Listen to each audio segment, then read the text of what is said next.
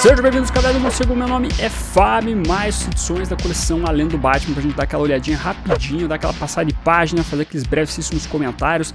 Tem uma edição que traz muitos clássicos, muitas histórias clássicas mesmo, dos anos 70. Temos aqui boas histórias do Greg Rucka e temos fases inéditas, ou a fase de começo inédita da revista Nightwing. Então, sem enrolação, bora lá dar uma olhadinha nas edições. Então, estamos com as edições aqui 71, 70 e 69 da coleção Além do Batman, meus amigos. Vamos dar uma olhadinha em calma numa dessas edições aqui para ver como é que tá elas, o que tem de bom e etc. E fazer brevíssimos comentários. Bora! Então vamos lá, meus amigos, Evolução parte 2 aqui, né? Trazendo nesse volume 69 as edições originais Detective Comics 746 a 750. Essa é aquela fase do Greg Rucka escrevendo Detective Comics depois da Terra de Ninguém, né? Da Nova Gotham, como é intitulado os encadernados desta fase. Temos o Sean Martin Bro aí, John Watkins, William Rosado e Phil Hester fazendo os desenhos.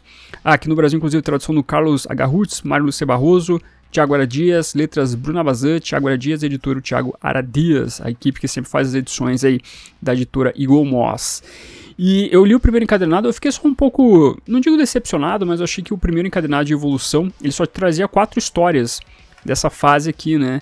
Eu achei que podia ter colocado mais, se bem que eles deram uma boa dividida aí, e os próximos encadernados, inclusive, vão continuar trazendo essa fase que envolve, então, os anos 2000 do Greg Rucka. Mas a história em si é boa, toda a investigação que o Batman vai fazendo sobre essa droga que está sendo circulada aí em Gotham City, que deixa as pessoas, enfim, como se fossem animais, é uma coisa inusitada, mas ao mesmo tempo a trama é bem construída nesse suspense todo, que envolve inclusive a figura do Ra's al Ghul. Então você vê aqui o nosso grande roteirista Greg Rucka explorar este vilão com o Homem-Morcego, né? Mas uma história que eu gosto bastante é essa aqui, Feliz Aniversário Montoya, onde nós continuamos vendo a exploração no relacionamento da Montoya com o Duas Caras, exatamente, o personagem ou o vilão que acabou se relacionando com a Montoya na Terra de Ninguém, quando o Greg Rucka inclusive começou a escrever o Batman. Então essa história faz parte aqui de uma espécie de prelúdio do que envolve Gotham Central, porque o Duas Caras e a Montoya tem uma participação muito, mas muito importante nessa fase, nessa revista aí, muito celebrada, envolvendo os policiais de Gotham. Então essa história aqui, ela acaba sendo muito importante. Essa outra história aqui, Reforma Urbana, também é muito boa. Esse encadenado aqui, essa segunda parte, Evolução, acaba sendo melhor que a primeira parte, porque a evolução, ou melhor, a história evolução, ela acaba na primeira história aqui que a gente viu. O restante aqui são as explorações de Gotham City dos policiais e também de toda a população de Gotham aqui com os seus problemas internos, como o fato de algumas pessoas não aceitarem a galera que saiu de Gotham no período da Terra de Ninguém voltarem, e ao mesmo tempo a galera que voltou aí para Gotham City querendo também ter um espaço na cidade, que geralmente são a galera da alta classe de Gotham City. Então você vê essas discussões rolando entre os cidadãos. Por isso que é bacana todo esse trabalho aqui do Greg Rucka, ele sabe trabalhar muito bem essa questão que envolve os cidadãos, toda a questão social, todo esse preconceito e etc, né? São legais aqui os momentos, fazem todo sentido quando você vai falar sobre uma cidade que acabou sendo aí colocada para fora dos Estados Unidos, literalmente, né? Então você vê como são bacanas esses trabalhos aqui, né? E a gente tem uma finalização no que envolve, então, essa história, toda essa trama que envolve o Ra's al Ghul e a moça, a Síbilo, que estava fazendo todo um tráfico dessa droga aí que transformava pessoas em animais. Então, pelo menos tem aqui uma conclusão desse trabalho. Enfim, um ótimo encadernado. A história, assim, vale muito a pena. Como a gente está num período meio complicado de publicações, onde as coisas acabam cada vez mais ficando caro, o papel tá caro, não sei o que, eu acho que talvez a opção de você fazer edições com numeração menores, né, com edições ou com capítulos a menos, acaba sendo uma forma de você conseguir publicar, né?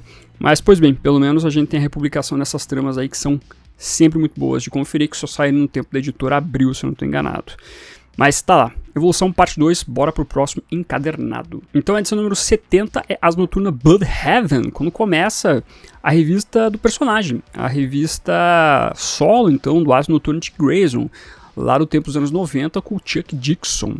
Infelizmente eles não publicaram a minissérie anterior, que era escrita pelo Daniel New, mas pelo menos estão trazendo aqui essas edições que são inéditas no Brasil, se eu não estou enganado. Elas não foram lançadas no tempo lá da editora Abril. Então é legal a gente ver esse trabalho aqui do Chuck Dixon, do Scott McDaniel, que é uma fase muito celebrada envolvendo o personagem. Tá lá, Filho da Justiça. o nosso querido Asa, então aí, lidando com os problemas de Bloodhaven, vendo toda a sua relação com a cidade. E mais pra frente a gente vai ver então o personagem, na verdade por aqui agora não, né, mas o personagem, o Dick Grayson vai se tornar um policial em Bloodhaven. Você vai ver explorações com Máscara Negra. O Máscara Negra, antes de ser o Máscara Negra, a gente conhece das histórias dos anos 2000 lá, que dos jogos de guerra contra a Mulher Gato, né, da fase da Mulher Gato, da Ed Brubaker. Então você vê aqui uns aspectos interessantes dos anos 90 mesmo, né, do Asa Noturna desse período. E eu fico muito feliz de a gente ter publicações envolvendo o Asa, né, inclusive a coleção trouxe bastante coisa. Trouxe o Asa Noturna no 1, trouxe Filho Pródigo, né, que era uma saga que até então não havia sido publicada no Brasil, republicada na verdade, né, e até a editora Panini depois relançou também Filho Pródigo nas histórias da Queda do Morcego. Mas aqui a gente pega uma fase solo, então, do Dick, que acaba sendo muito importante, inclusive, para os fãs, né. Eu confesso que eu nunca fui muito fã dos desenhos do Scott McDaniel, eu não gosto muito do traço dele, por mais que eu acho que a narrativa funciona bem. Ele realmente faz aqui o personagem parecer muito ágil e realmente ter o que é a característica do Dick Grayson, né, o trapezista que tem a sua agilidade. Ele fez também, o Scott McDaniel, a fase do Ed Brubaker junto à revista Batman. E geralmente as pessoas não gostam muito dessa fase por causa do desenho. Mas eu reconheço que ele é um desenhista que tem uma habilidade muito boa em contar a história. Enfim, né? Bom, de qualquer maneira, então tá lá, histórias inéditas do Brasil. Vamos com o Ferraza Quarteirão aqui, um personagem muito importante, um vilão muito importante do próprio Dick, né? Mas a gente vai conferir aqui, então, o encadernado e trazer a resenha especificamente pra gente poder aí trabalhar um pouco em cima do Asa Noturna, que é sempre um personagem muito querido, inclusive, pela minha pessoa. Certinho? Asa Noturna Bloodhaven. Tá lá. Antes de continuar, não esqueça de curtir e comentar. Seu comentário sempre ajuda esse vídeo a subir nesse YouTube de meu Deus. Se inscrevam se você é novo ou nova e aproveite e compartilhe esse canal com seus amigos pra gente atingir a meta agora de 40 mil inscritos. Muito obrigado. E a última edição do vídeo é Neal Adams parte 3, né? O último volume, então, dessa fase clássica. Isso aqui é uma fase clássica, né? O volume 71. Trazendo aqui Detective Comics 410, Batman 232, 234, 237, 243 a 45, 251 e 255. Todos aqui os desenhos do Neal Adams, né? Essa fase que contém até os roteiros do Daniel O'Neil, contam com vários desenhistas. Então aqui a gente só pega a parte que o Neal Adams, desenhou, né? Mas ainda assim, por exemplo, tem um encadenado chamado Contos do Demônio, que reúne todas as histórias que envolve a primeira aparição do Ra's al Ghul, né? E lá você vê a história com outros desenhistas também, né? Então, só fica a dica. Mas, pô, o Neal Adams, nos anos 70 ali, era o cara, né? E o rapaz que fazia uns desenhos que eram fantásticos, que eram realmente uma coisa de outro mundo no período do lançamento. E as histórias aqui nesse encadernado, inclusive, elas vão, como posso dizer, eu não queria dizer melhorando, porque eu não acho que as histórias anteriores dos outros encadernados, parte 1 e 2 de Neal Adams, eram ruins. Mas aqui começa a trazer os momentos mais clássicos no que envolve as histórias da dupla, como por exemplo a primeira aparição do Ra's al Ghul. Essa história que inclusive foi adaptada quase que ipsiliteris para a animação dos anos 90 do Batman lá, o Animated Series. Então é uma história que ela é muito clássica, a ponto de realmente ser transposta para animação. E inclusive serviu como adaptação também para Batman Begins, por exemplo, né? Eu gosto muito dessa trama toda aqui. Ela tem um final diferente, que é envolvendo a Talia, tem todo um twist aqui, mas era bacana. Tem também a volta do Duas Caras, uma história clássica, né? Duas Caras, um personagem que estava meio esquecido na Era de Prata, depois que ele teve lá todas as suas histórias na Era de Ouro. Isso tudo por causa do que envolve também a autocensura ali dos anos 50. Mas essa história aqui, então, de resgate do personagem também é uma história muito conhecida. E coloca muito aqui o que é o Duas Caras dentro da sua loucura. Tem até o Batmóvel do Batman aqui, bem do que é dos anos 70. A galera critica o Batmóvel que a gente viu no filme, mas quando você pega os Batmóveis dos anos 70, 80, você vê que o carro era bem um carro esportivo, não era nada demais, assim, entre aspas. Mas aqui o resgate histórico do Duas Caras é muito lembrado. A história também aqui da Noite Ceifador, né? A Noite da Morte. Também outra história clássica que acaba trazendo, inclusive, alguns crossovers entre Marvel e DC, por incrível que pareça. Tem o Capitão América aqui aparecendo. Era uma brincadeira que os artistas da DC e da Marvel faziam para poder fazer com que esses personagens, entre aspas, interagissem, antes dos crossovers realmente oficiais entre as editoras. Então é interessante quando você vê essas coisas do passado, assim, né, como é que as editoras interagiam, como é que os artistas acabavam conversando e trocando figurinhas, né? Os artistas das outras editoras não se odiavam, tem o Thor, tem o Homem-Aranha. E a história também é boa aqui, né, com esse personagem aqui, que também traz essa história que é famosíssima. Enfim, esse aqui realmente é um encadenado do clássico, né, basicamente.